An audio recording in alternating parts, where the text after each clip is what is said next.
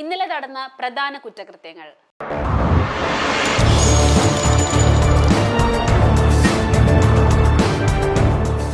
പാറശാല ഷാരോൺ വധക്കേസിൽ പ്രതി ഗ്രീഷ്മയ്ക്ക് തൂക്കുകയർ വിധിച്ച് കോടതി. നെയ്യാറ്റിൻകര അഡീഷണൽ സെഷൻസ് കോടതിയാണ് ശിക്ഷ വിധിച്ചത്.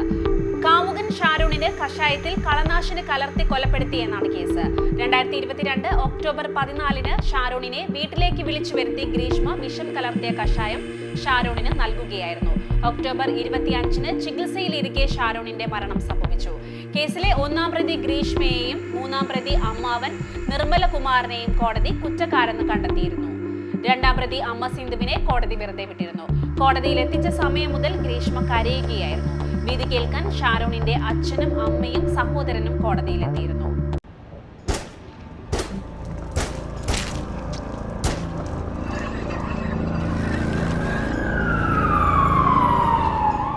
ഒന്നര വയസ്സുള്ള കുഞ്ഞിനെ കടൽ ഭിത്തിയിൽ എറിഞ്ഞ് കൊന്ന കേസിലെ പ്രതിയായ അമ്മ ആത്മഹത്യക്ക് ശ്രമിച്ചു. കണ്ണൂർ തയ്യിൽ സ്വദേശി ശരണ്യയാണ് ആത്മഹത്യക്ക് ശ്രമിച്ചത്. 2020 ഫെബ്രുവരി 17 ക്രൂര കൊലപാതകം. കേസിൽ വിചാരണ ആരംഭിക്കാനിരിക്കെയാണ് ആത്മഹത്യാ ശ്രമം. ശരണ്യയെ കോഴിക്കോട് മെഡിക്കൽ കോളേജിൽ പ്രവേശിപ്പിച്ചിരിക്കുകയാണ്. കേസിൽ ശരണ്യ ജാമ്യത്തിലായിരുന്നു. കണ്ണൂരിൽ പ്രവേശിക്കരുത് എന്നായിരുന്നു ജാമ്യ വ്യവസ്ഥ.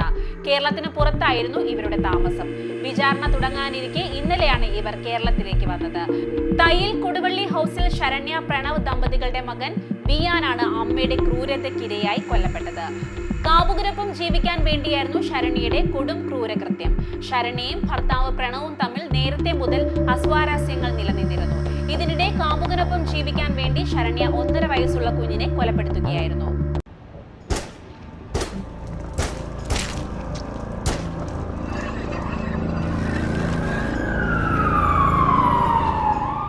ലഹരിക്ക് അടിമയായ മകന്റെ മർദ്ദനമേറ്റ് പിതാവിന് ദാരുണാന്ത്യം. കിളിമാനൂർ പൊരുന്തമൺ സ്വദേശി ഹരികുമാറാണ് മരിച്ചത്. ഇന്നലെ പുലർച്ചെ മെഡിക്കൽ കോളേജിൽ വെച്ചായിരുന്നു ഹരികുമാർ മരിച്ചത്. ലഹരി ഉപയോഗിച്ചു വന്ന മകൻ ആദിത്യൻ ജനുവരി 15 ഹരികുമാറിനെ ക്രൂരമായി മർദ്ദിച്ചത്. മുഖത്തും തലയിലുമാണ് ഹരികുമാറിന് പരിക്കേറ്റത്.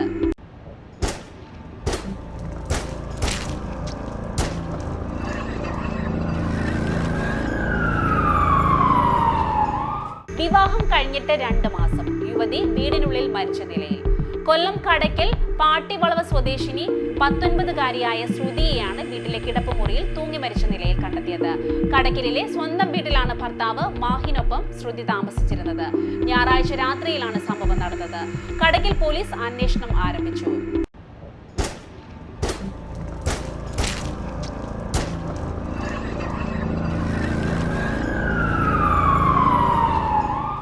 വയനാട് തിരുനെല്ലിയിൽ ആദിവാസി സ്ത്രീയെ ലൈംഗികമായി പീഡിപ്പിച്ച കേസിൽ പ്രതി കസ്റ്റഡിയിൽ.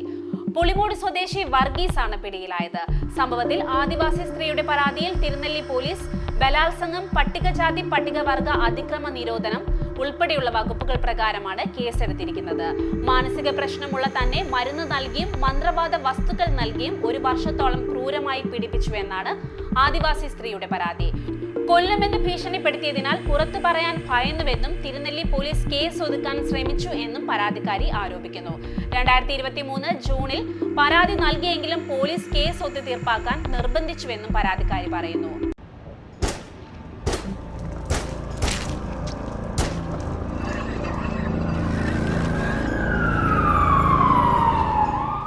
ഷാപ്പിന് മുന്നിൽ വാക്കുതർക്കത്തെ തുടർന്നുണ്ടായ കത്തിക്കുത്തിൽ വയോധികൻ മരിച്ചു.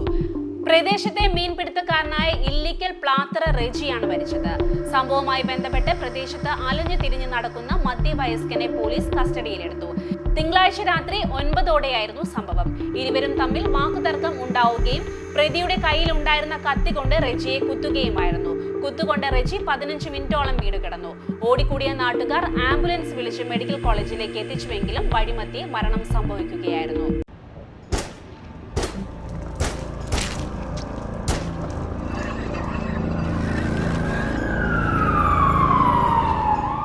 ഗർഭിണിയായ പശുവിന്റെ അകിട് അറുത്തുമാറ്റി.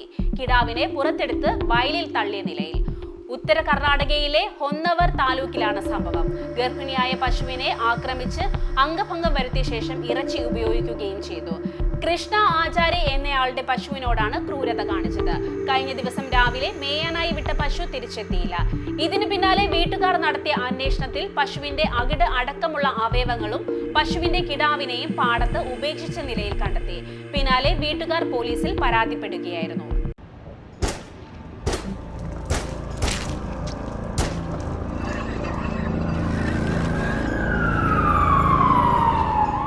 ഇൻസ്റ്റഗ്രാമിൽ പരിചയപ്പെട്ട 17 വയസ്സുകാരിയെ പീഡിപ്പിച്ച കേസിൽ സ്വകാര്യ ബസ് കണ്ടക്ടർ അറസ്റ്റിൽ. പരപ്പനങ്ങാടി ഫറോക്ക് റൂട്ടിൽ സർവീസ് നടത്തുന്ന ബസ്സിലെ കണ്ടക്ടറായ അഫ്സലാണ് പിടിയിലായത്. വീട്ടിൽ അതിക്രമിച്ചു കയറിയാണ് ഇയാൾ പെൺകുട്ടിയെ പീഡിപ്പിച്ചത്. പിടിയിലായ പ്രതി മോഷണം ഉൾപ്പെടെ നിരവധി കേസുകളിൽ പ്രതിയാണെന്ന് പോലീസ് പറഞ്ഞു.